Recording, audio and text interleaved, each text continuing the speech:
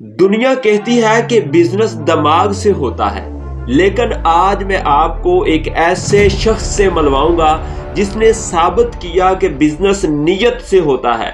ایک ایسا شخص جس نے معاشی بحران اور چیلنجز میں ملازمین کو نکالا نہیں بلکہ مزید بھرتی کیا، جس نے نوٹ نہیں بلکہ لوگوں کے دل جمع کیے۔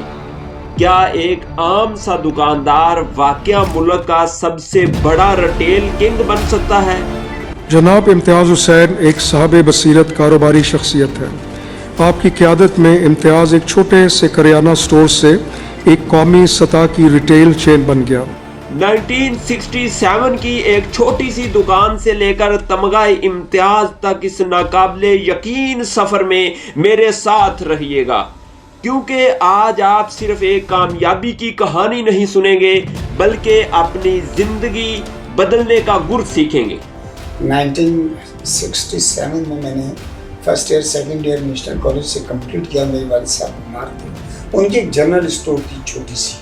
دوستو، پاکستان میں جب بھی کامیابی کا ذکر ہوتا ہے تو لوگ سرمایہ کاری، ڈگریوں اور تعلقات کی بات کرتے ہیں، لیکن آج میں آپ کو ایک ایسے شخص کی کہانی سناؤں گا جس نے 1967 میں کراچی کے ایک چھوٹے سے کریانہ سٹور سے سفر شروع کیا اور آج پاکستان کی ریٹیل انڈسٹری کا فرعون نہیں بلکہ خادم کہلاتا ہے۔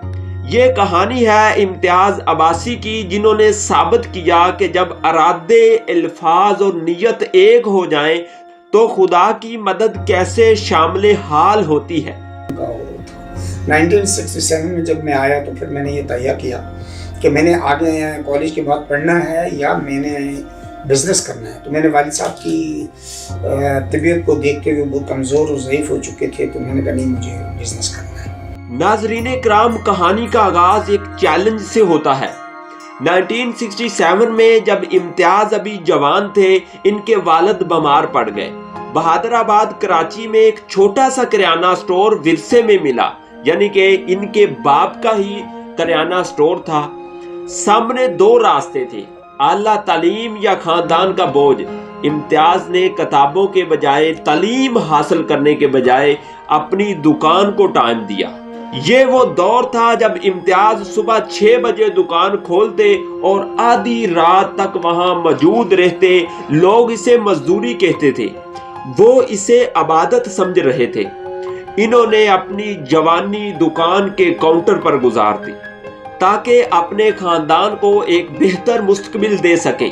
آج جب آپ امتیاز سپر مارکیٹ میں قدم رکھتے ہیں تو آپ صرف سودا سلف نہیں خرید رہے ہوتے، بلکہ آپ ایک ایسے سسٹم کا حصہ بنتے ہیں جو ہر سیکنڈ میں لاکھوں روپے کا ٹرانزیکشن کر رہا ہے۔ لیکن اس چکا چوند کے پیچھے 3 دہائیوں کا وہ صبر ہے جو آج کے نوجوان انٹرپرنیور کے پاس بھی نہیں ہے۔ وہ کہ اس سفر میں مجھے 70 سال لگ گئے۔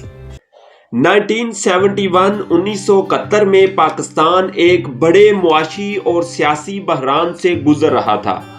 آٹے اور چینی کی شدید قلت تھی۔ جہاں دوسرے ذخیرہ اندوزی کر رہے تھے، امتیاز نے راشن کارڈ کا انتظام متعارف کروایا۔ ان کی دیانتداری نے جادو کر دکھایا۔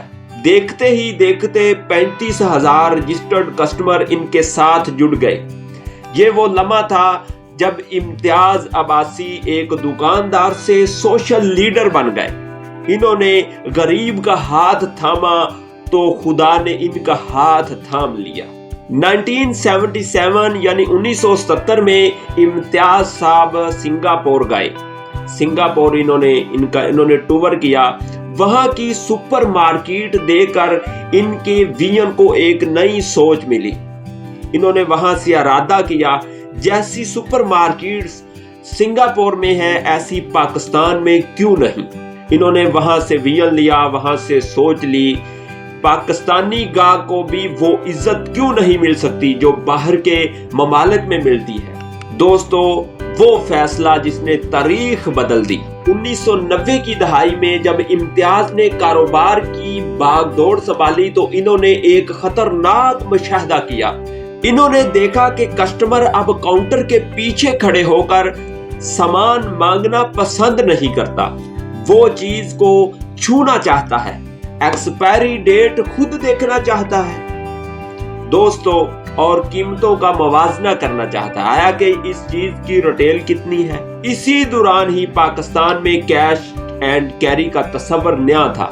इम्तियाज अब्बासी ने अपनी छोटी दुकान की दीवारें गिरा दी और इसे सेल्फ सर्विस मॉडल में बदल दिया। मोहल्ले के दूसरे दुकानदार हंसते थे कि तुम्हारा सामान चोरी हो जाएगा। आप अपने स्टोर को बड़ा कर रहे हैं, क्योंकि ये 90 की दहाई की बात है। इम्तियाज का विजन था कि इतमाद दोगे तो इतमाद ही मिलेगा। दोस्तों, अब आते हैं इस जादुई फार्मूले पर जिसने बड़े बड़े मॉल्स को पीछे छोड़ दिया। इसे बिजनेस की जबान में इकोनॉमी ऑफ स्केल कहते हैं। दोस्तों, यहां मैं आपको एक एग्जाम्पल के तौर पर समझाता हूं।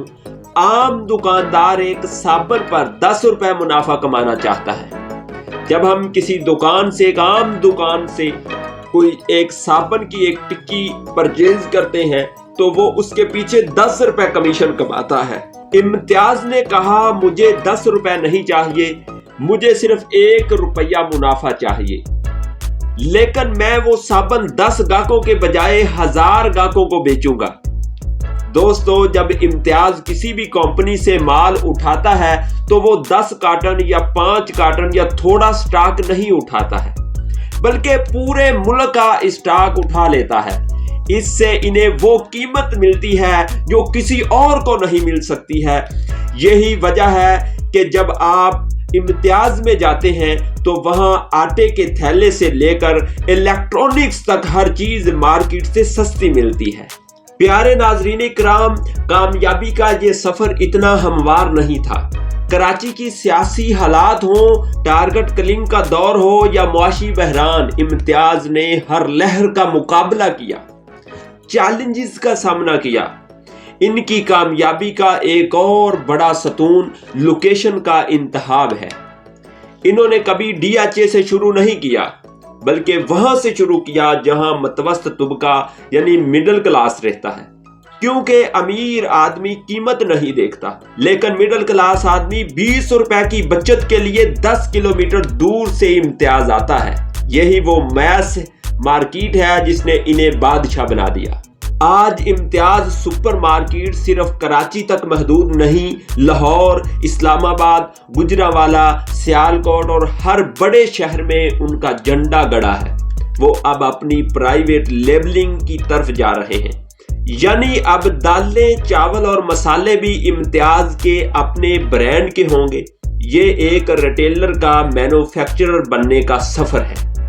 नाजरीन, 1993 यानी 1993 तक इनका छोटा स्टोर एक मिनी सुपर स्टोर बन चुका था, लेकिन असल धमाका 2001 में हुआ। अवामी मरकज में एक स्टोर बुरी तरह नाकाम हो चुका था। इम्तियाज ने वो चैलेंज कबूल किया जिसे सब डूबता हुआ जहाज कह रहे थे। इन्होंने अपनी मेहनत और मैनेजमेंट से इस नाकाम स्टोर को कामयाब बनाया। इसके बाद नाज़िमाबाद, DHA और गुलशन जैसे इलाकों में कामयाबी के झंडे गाड़े। प्यारे नाजरीन, एक सच्चे लीडर की पहचान मुश्किल वक्त में होती है।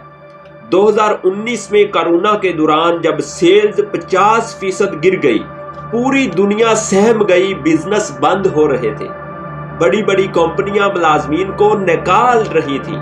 इम्तियाज अब्बासी ने एक हैरानकुन फैसला किया। इन्होंने अपने तमाम 2200 मुलाजमीन को न सिर्फ तनख्वाहें दी, बल्कि मजीद 5000 लोगों को नई मुलाजमतें दी। इन्होंने इस बहरान में 7 न्यू ब्रांचेस खोलने का ऐलान किया। जब इनसे पूछा गया क्यों, तो इनका जवाब था, मेरा ईमान है कि रिज़्क अल्लाह देता है और मैं सिर्फ एक जरिया हूँ। ये वो लम्हा है जहां इम्तियाज अब्बासी एक कारपोरेट जॉइंट से वली सिफत ताजर के रूप में सामने आए। दोस्तों, कहा जाता है हर कामयाब मर्द के पीछे एक औरत का हाथ होता है, और इम्तियाज इसका इतराफ बरमला करते हैं। जब वो 18 घंटे बिजनेस को सल्तनत बनाने में मसरूफ थे, इनकी अहलिया ने खामोशी से घर संभाला, بچوں کی تربیت کی اور انہیں بہترین تعلیم دلائی۔ آج ان کے بیٹے عمر اور کاشف اسی ویژن کو آگے بڑھا رہے ہیں۔ یہ ایک ٹیم ورک تھا جس نے امتیاز کو ایک خاندان سے ایک ادارے میں بدل دیا۔ امتیاز عباسی کی کامیابی کا فارمولہ سادہ ہے، الفاظ، ارادے اور عمل میں تضاد نہ رکھیں۔ وہ نوجوانوں سے کہتے ہیں کہ بدلے کی توقع کے بغیر خدمت کریں۔ وہ کہتے ہیں کہ انسان محض ایک اعلیٰ انسٹرومنٹ ہے، کامیابی اس کی نہیں خدا کے فضل کی ہوتی ہے۔ ان کا مشن اب منافع کمانا نہیں بلکہ 20,000 گھرانوں کو روزگار فراہم کرنا ہے۔ دوستو، امتیاز کو اپنے بزنس کو کھڑا کرنے میں 70 سال کا یہ سفر لگا، جو ایک چھوٹی سی گلی سے شروع ہوا، آج پاکستان کے کونے کونے میں پھیل چکا ہے۔ امتیاز عباسی کی کہانی ہمیں سکھاتی ہے کہ اگر نیت صاف ہو تو اللہ تعالیٰ ایک عام دکاندار کو بھی قوم کا فخر بنا دیتا ہے۔ امتیاز سپر مارکیٹ صرف شاپنگ نہیں، ایک بھروسہ ہے۔ دوستو، ہم نے امتیاز عباسی کی کاروباری سٹوری کو جانا، آپ کو یہ کیسی لگی ہے ہمیں نیچے کمنٹ سیکشن میں ضرور بتائیے گا، اور اگلی سٹوری کے بارے میں بھی بتائیے گا کس پاکستانی برانڈ پر ہونی چاہیے۔ اسی کے ساتھ ہی ہمیں اجازت دیجیے گا، دعاؤں میں یاد رکھیے۔ اگر آپ ہمارے اس چینل پر پہلی بار آئے ہیں تو اس کو سبسکرائب کر کے اپنی زندگی کا حصہ بنا لیجیے گا۔ اسی کے ساتھ ہی ہمیں اجازت دیجیے گا، دعاؤں میں یاد رکھیے گا۔ اللہ حافظ۔